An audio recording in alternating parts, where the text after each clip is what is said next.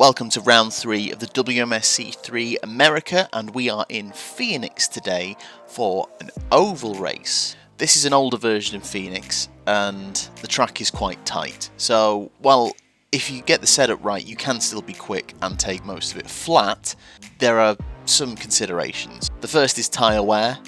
The outside tyres will be dead by the end of the race, which affects how you take it. So actually, in the race, you may want to lift through the corners just to preserve the tyres. The other big issue is going to be the dirty air. Because it's F3 cars, maybe it affects the car slightly differently and it's going to be really difficult to overtake. Kevin Peters messaged me and said, "Do you have a race engineer for this weekend?" And I said, "No." He said, "I'll do it if you want, but I'm a bit of a try-hard. So send me your setups and then let's meet up and talk it through." And from his coaching and changes to setup, we've gained basically 2-3 tenths. He basically said we're not stopping until we are the fastest two. That screenshot I showed you, Kineza had cut Kevin off because he's not driving, but this is the full thing. So a couple of interesting things. He's managed to, through setup and some advice on how to take the corners, managed to get me up to first fastest. But then also look at the gap that he's still able to do on the same setup. Now, with Kevin helping me, it's a slightly different format for today's episode. You might notice in the top corner that my mouth will move and on occasions no sound will come out. And that's because while Kevin agreed to help me, he wasn't particularly keen on being in the videos, which is perfectly fine. Not everyone is happy with being in videos or likes hearing themselves. So I've agreed to cut him out as much as possible. He's not been removed completely, sorry Kevin, but I have tried to cut him out as much as possible. Just have him in to help tell the story of the race. So that's why if you do see my mouth move in today's episode and there's no sound coming out, I've just cut out some interactions between us. So, Phoenix, it's an oval, so setup is vitally important, but so is car positioning. As you can see on most of the corners, I'm getting right over this inside yellow line, and I'm allowed to do that as long as the two outside wheels don't cross the line. I'm okay. But getting the car position is just as vital as having the good setup, because that can cost you tenths of a second every lap, and the margins are so fine. Now at the minute, I'm running my race setup, kind of masking my pace, but not masking it much. Oh, that's fast. It's not bad. That's... yeah, not bad for race setup. I assume most of them will be practicing quali. All clear. I think the times from Heyman are his quali laps now. Ah, okay. Always just 5 laps and then escaping. Oh, that's really encouraging. And while that is encouraging, that doesn't mean job done by any means. There's lots of things that could trip us up. It's a very tight track, so if there are any issues, I'm going to have to work hard to avoid incident. As mentioned, the dirty air, which in this case manifests itself as understeer, the car just washing out wide and you have to lift off. And then there's the setup that I'm running. It's very aggressive, perfectly fine in clean air or at full throttle, but when you have to brake or lift off, it becomes slightly troublesome. Watch your right. Clear. All clear. Okay, it's fun. Did you lift or what? I lifted just because That's a problem. With Santi Gutierrez getting 1,000th of a second away from my time, I switched to my qualifying setup to then really show what I could do. But times were still dropping elsewhere, so I looked for even more time. So I could still go a bit quicker in Sector 1 based on my best. And here an example of the importance of car positioning. I'm down on time coming into the final turn, but I take the angle of the final turn so well that I'm comfortably up as I cross the line. But I've got the momentum up and I'm looking to go even quicker on this lap. So again, hooking the inside. I've got Max Heyman coming out of the pits just ahead of me. You can see I'm going to try and stay out of his dirty air where possible, so I don't have my lap ruined, but also on the straight stay out of it so I don't get an unfair representation, because of course qualifying, no one else is on track. I don't want to see what it's like with the help of slipstream, but into the 0.7s we go. Feels good. So we are going to jump to the qualifying session. It's a private session, so you are alone on track. And please remember to wait for the green light. With it being such a short lap, there's plenty of time for people to get plenty of laps in, so get ready for one of the qualifying duels of the season. Across the line, first blood goes to Santi Gutierrez, up by 500ths of a second. But typically, when you go to qualifying runs around here, it's not the first lap that's the quickest, it's usually the second or third, because by then the engine, the tyres, they're up to temperature, and the tyres still have optimal grip. So these next 2 laps are the best ones. And actually, this first time around, I went out with slightly more fuel just so I could run around for a little bit, get into the rhythm and get some bankers in, and then I dropped the fuel for the second half of the session. Second time around, Santi still improving and the better on provisional pole, 600ths of a second. Charging round, I'm quicker again, and vitally, second sector, level, the exact same time as Santi. If I can get a clean final corner, this would be provisional pole. Charge towards the line, and it is provisional pole. Santi responding immediately, the gap now 200ths of a second in my favour. Now at the minute, the tyres are going to be starting going past their very best already, but there's still a chance to go quicker while I've got the momentum. And up, coming into the final corner, you see the tyres still not quite as grippy as they were when we started, and that line not the best, but it's still enough to go quicker into the 0.7s. Santi also following, the gap now down to 100th of a second. Now you can see the time in the bottom corner is flashing sort of red and green. It's fine margins now. We've gotten the early quick laps out, and it's about perfecting. As you can see, the grip has gone from the tyres, and I'm going to lose time on this one. End of the first run. Oh, okay. Yeah, that's good. So now it's you versus Gutierrez. Oh, he's gone into the 7s now. Okay, cool. I might do another run with that same amount of fuel and see how we go, and then after that I'll drop down. With that initial flurry over with, the time's changed a lot less. It's now about the little search for those few tenths, hundreds, thousands to find enough for pole. As you can see, Santi shutting the gap to 9,000ths of a second, and I'm up by 6,000ths. This would be an important lap to try and just put a little bit more air, put the pressure on Santi.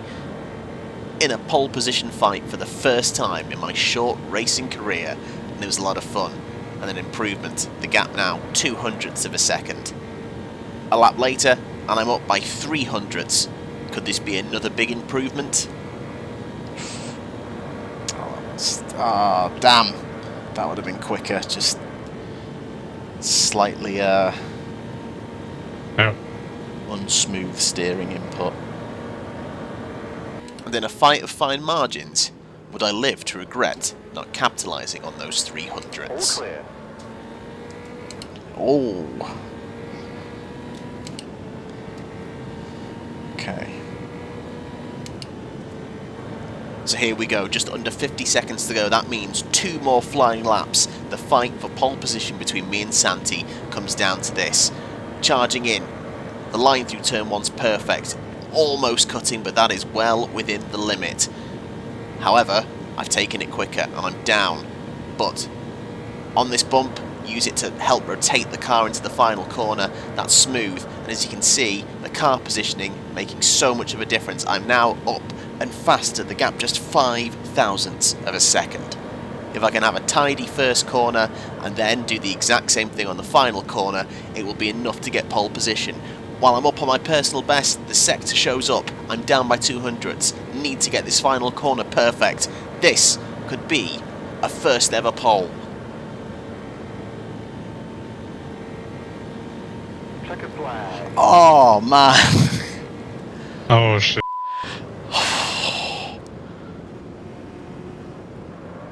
I think my last 2 laps were exactly the same. Oh, that was... Congratulations to Santiago for taking pole position and the extra point. So close, but a career best second not to be sniffed at. The warm-up was surprisingly straightforward. Basically, get out and run for as many laps as I could on race fuel and race setup. And it was surprisingly uneventful, and encouraging that once again I was running quickest of everyone. In fact, the order a lot mixed up from qualifying, so maybe my race setup would help me. Right, I'm going to practice pit entry on this one now. Now, pit entry has to be done on the back straight. You need to get in early, and as mentioned earlier, braking with this setup can be slightly troublesome. So this wouldn't be straightforward. Ooh, that was awful. But Okay. okay. Need to stay under that line. Ooh, that was awful. So, first in the practice server, final practice and the warm-up second in qualifying. Could I turn it into a good result in the race?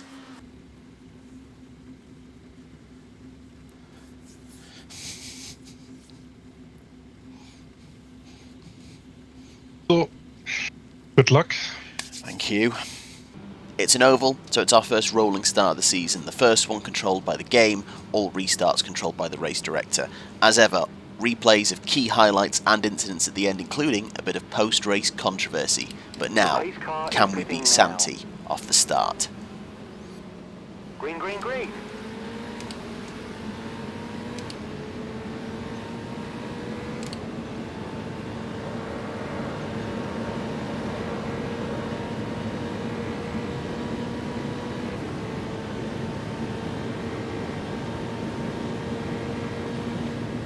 Car left.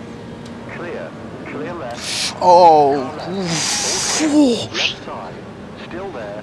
Okay, Clear fine, left. fine, fine. Watch your left. All good. Caution, caution, All caution. clear. Side. Clear. Okay, well, fuel's no longer an issue. Phew, it was close. Oh my word.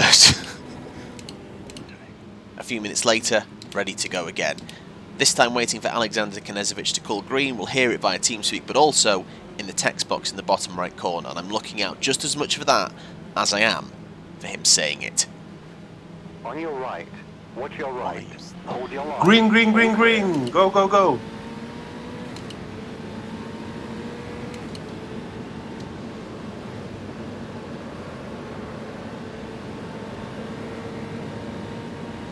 Car left. Hold your line. Clear. Clear left.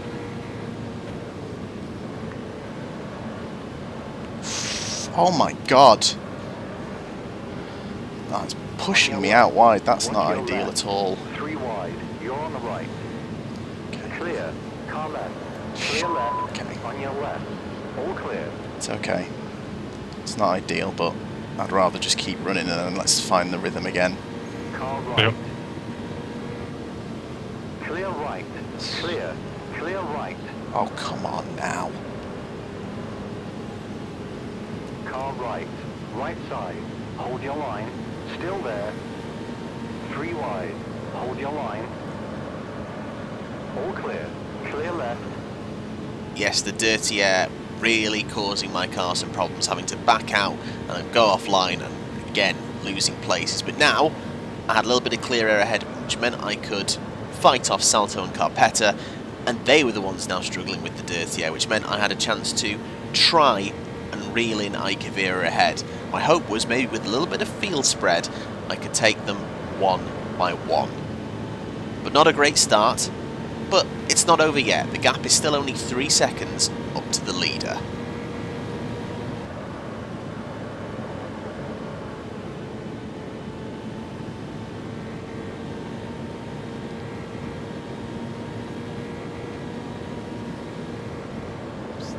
Caution, caution, caution. Now, as the field joined up together, me and Kevin are right now in conversation about whether I should go in the pits, and the decision eventually was, yes, I should go in the pits because I'm only going to lose a couple of places. Having fresher tyres at the end of the race is going to be much more important and, you know, could be the difference at the end. Now, I have to delay going in slightly as Bartosz comes inside of me as I'm trying to come into the pits. So I think, oh, Bartosz has overtaken me under safety car. But actually, there's something else equally important that I've forgotten.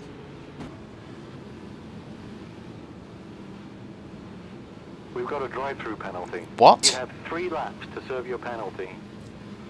Why? So, we call in the race director to ask. User joined your channel. Yeah. So two things. I was overtaken under safety car by Bartosz, but what was the drive-through for? You went in too late for the pits. Oh, okay. Well, I kind of delayed because Bartosz was on my inside. So... Yeah, I saw that, but I just can't really, take that as a reason, to not give a penalty. Yeah, it's a fair point. He's right. I was completely left my brain that. Now, fortunately, I was able to serve this penalty while the caution was still going on. I wasn't the only person that was allowed to do that during this race. And as I'm coming out, time to go green again. I need to be within 10 car lengths of the car ahead and under 80 miles an hour. Green, green, green. Go racing. Go, go, go. And it's timed perfectly. We overtake Hearn and Salto and immediately onto the back of the pack and Mark Wittmann. Can I try and make some inroads and fight through the dirty air with these fresher tyres?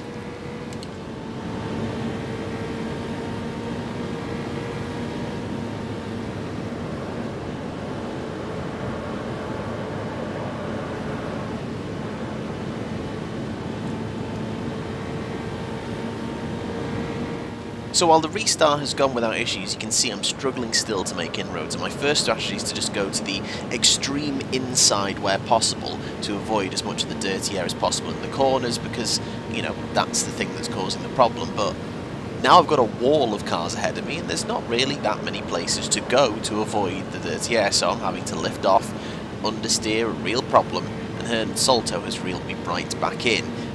I'm hoping for a little bit of field spread to help, but at the minute I just kind of have to ride it out.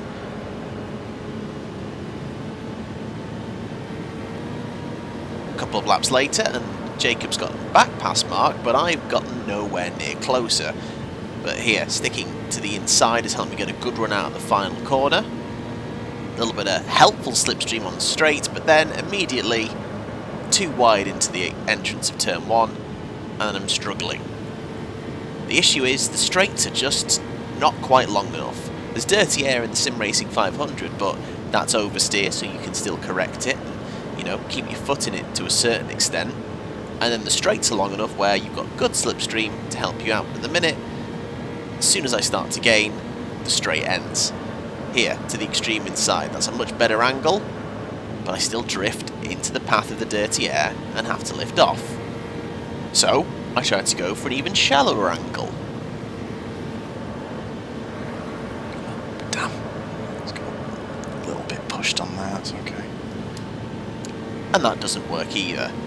Very frustrating because I know how quick the car can be in clear air, but as I move to the inside, but again, drift out in the dirty air. But I'm a bit closer.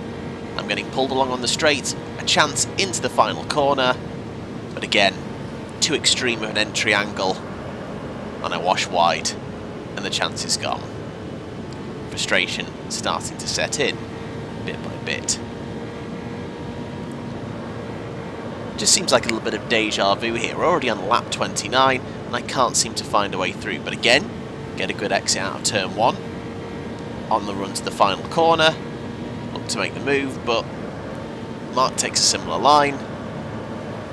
I just have to follow. But again, still close. Slipstream pulls me in about 2/10 away. But I've not gone tight enough to the inside, and I have to back off. Bit of annoyance at myself as well, because my car positioning not always the best.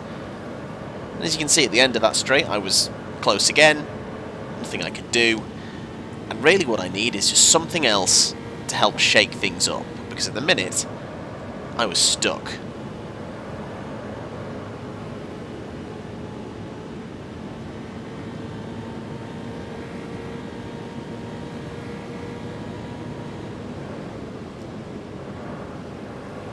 Ooh. Caution, caution, On your caution. Okay. Clear right. We are staying out, I would say. Yeah, agree with that. And hope that anyone will pit. Unfortunately, people did pit. So much so that I would go from 9th all the way up to 3rd. Yes, all those people behind me would have completely fresher tyres, but As seen, it's hard to overtake, and the two people ahead of me haven't stopped at all, so I'd have fresher tyres than them. Then, I got another stroke of luck.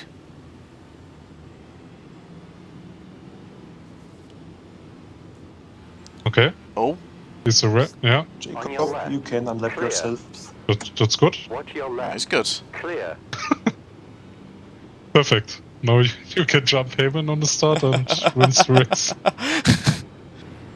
Now it's worth mentioning that I wouldn't have done an Arlindo like in the last race, and I wouldn't have stopped Lucas if he tried to get back past me, or, you know, if the race director had told me to give it up, I would have done. However, at this point I was just like, well, I'm going to play to the whistle. If no one tells me or tries to take the place off me, I'm going to stay where I am. Sorry, Lucas.